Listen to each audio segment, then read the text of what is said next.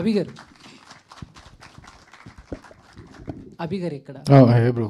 So అంటే కొంచెం gap వచ్చిందా? ఇది గ్యాప్ ఇచ్చారా? రీజన్స్ ఏమన్నా ఉన్నాయా అన్న? ఉన్నాయి. మీకు నచ్చే క్యారెక్టర్స్ రాక ఏమన్నా కొంచెం వచ్చినవి కూడా వదులుకుంటున్నారు? 9th మంత్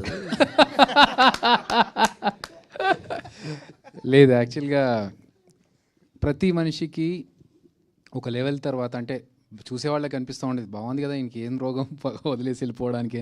సో ఒక మనిషికి సాచురేషన్ పాయింట్ వచ్చిన తర్వాత లెవెలప్ అనేది ఒకటి ఉంటుంది, ఇంకొక లెవెల్ ఎక్కితే బాగుంటుంది, నెక్స్ట్ లెవెల్కి వెళ్తే బాగుంటుందని.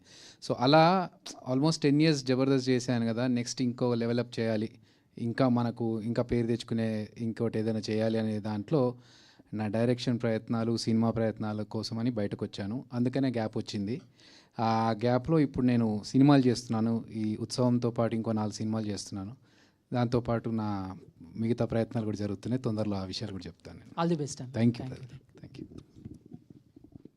సార్ డైరెక్టర్ గారు సార్ ఇక్కడ సార్, మీరు ఇందాక నాటకాల గురించి తెలియదు అని చెప్పారు సార్. మీరు తీసుకున్న వాళ్ళందరూ 90% స్టేజ్ డ్రామా ఆర్టిస్టులే.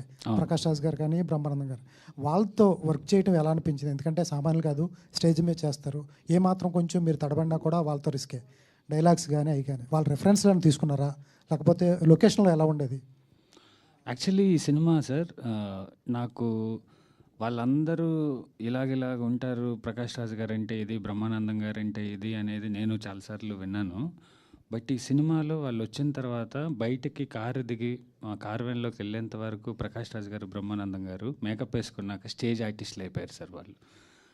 వాళ్ళు స్టేజ్ కళాకారులు అయ్యి వచ్చి సెట్లో ఉండి సాయంత్రం 6-6:30కి ఖాళీగానే ఇలాగ షాట్ కోసం రెడీ అయ్యి పిచ్చాపాటి మాట్లాడుకుంటూ ఎరా వెళ్ళొచ్చా, ఇంకా ఒక గంట ఉందామా అని వాళ్ళే సపోర్ట్ చేసి ఇంత పెద్ద సినిమాని చేయించారు సార్.